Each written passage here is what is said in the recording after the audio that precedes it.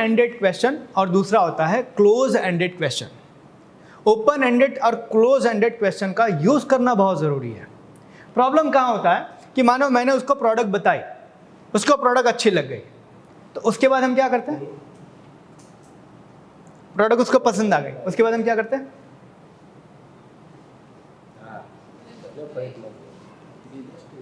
Estimate देते हैं, है ना। अब यहाँ पर समझना है, यहाँ सबसे ज़्यादा इंपॉर्टेंट, सबसे ज़्यादा ज़रूरी चीज़ है आपको सवाल पूछना। प्रोडक्ट पसंद आ गया, मैडम તમને ગમી ગયું, ચાલશે સર? પેમેન્ટ કઈ રીતે કરશો? કાર્ડથી કે કેશ કરશો? આ સવાલ પૂછવાનો એટલે તરત જ ખબર પડી જાય કે ઉધાર લેવાનો છે કે એની પર પૈસા છે।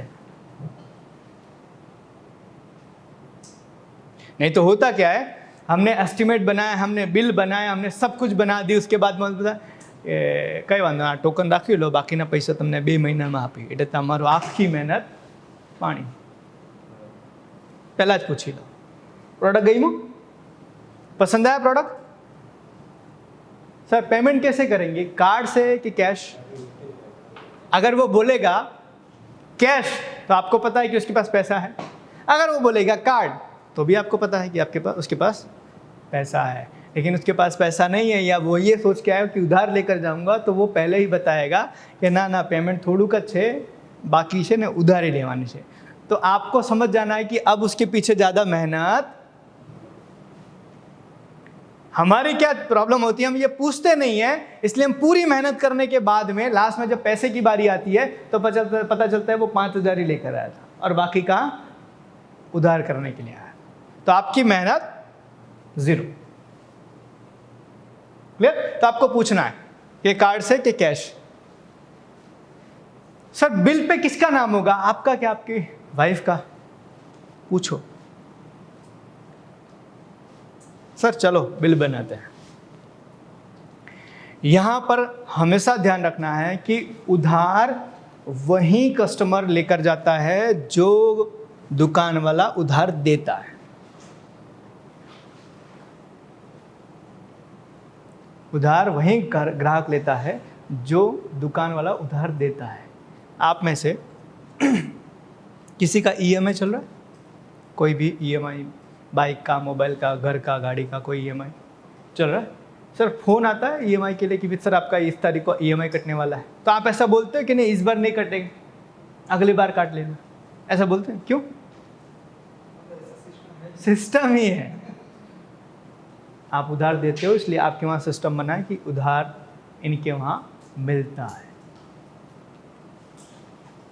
तो आपको यहाँ पर call to action and last में उसका सीधा, सर चलिए बोल रही, चलिए बिल बनाते हैं। सर पेमेंट कैसे करेंगे, कार्ड से कि कैश से? बोले कार्ड से। सर चलिए बिल बनाते हैं। अब आप लेकर जाओगे ना, अगर उसके पास पैसा नहीं है ना तो इधर ही वो तथा फफा करना शुरू करेगा, नहीं नहीं वो एक काम करते ना, जगदीश भाई को बुलाओ ना, जगदीश भाई नहीं। प्रॉब्लम कहाँ होती पता है? उसने बोला ना, जगदीश भाई बोला, हम तुरंत फोन घुमा जाए, जगदीश सर नीचे आओ ने। साहेब ધંધો જગદીશભાઈને જ કરવાનું હોય પછી તમને હેના માટે રાખ્યા?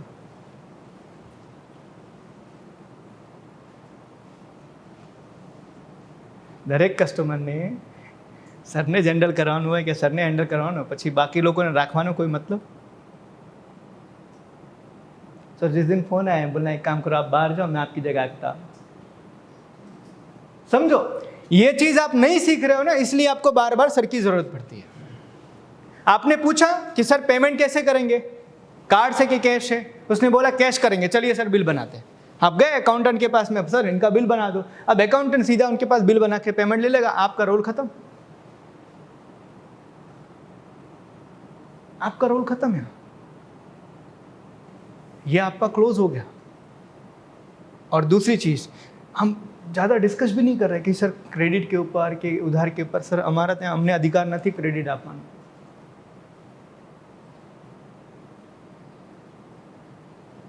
ये चीज आप बोलना शुरू करो, सर हमको क्रेडिट देने का या उधार देने का सर हमें अधिकार नहीं है, हमारी कंपनी ने सिस्टम ही नहीं बनाया उधार देने वाला।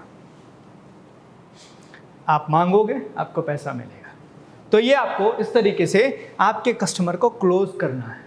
तो ये 4 तरीके मैंने आपको बताया कि आपको शुरू कैसे करना है, आपको सवाल कैसे पूछने हैं, आपको प्रोडक्ट का प्रेजेंटेशन कैसे करना है और आपके कस्टमर का आपको पैसा कैसे लेना है। ये 4 चीज़ आपको सीखनी पड़ेगी, बार बार सीखनी पड़ेगी, तब आपके कस्टमर का आप पैसा ले सकते हो। हम बहुत सारे कंपनियों का काम करते हैं, बहुत सारे लोगों के वहाँ पर हम ट्रेनिंग करते हैं। 2 तरह के लोग हमें मिलते हैं। पहला, जो ये बोलते हैं सर मैं उधार से बड़ा परेशान हूँ। मेरे यहाँ कस्टमर आता है, उधार लेकर जाता है और हमें देना पड़ता है। और दूसरे वो लोग हैं जो बोलते हैं सर हमारे यहाँ 1 भी रुपए का उधार नहीं देते हैं। हम 1 भी रुपए का उधार नहीं देते। तो अब मुझे बताओ, कस्टमर गलत है कि बिजनेस करने वाला? आपकी इंडस्ट्री में उधार मिलता भी है, आपकी इंडस्ट्री में उधार मिलता ही नहीं है। आपकी इंडस्ट्री में आप में से कितने लोग को लगता है कि तनिष्क में जाओगे तो आपको मिल जाएगा क्रेडिट पर? नहीं मिलेगा। क्यों?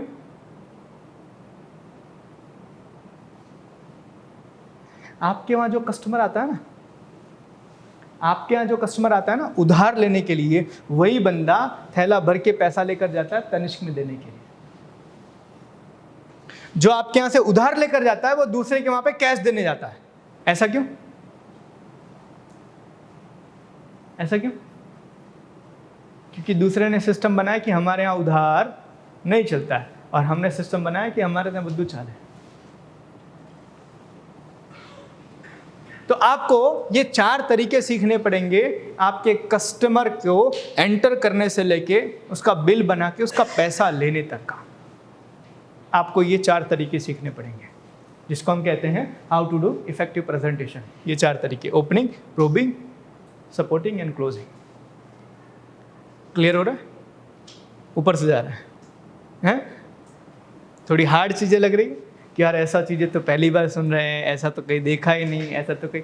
सिंपल सी बात है यार, आपने बिजली देखी है? बिजली देखिए,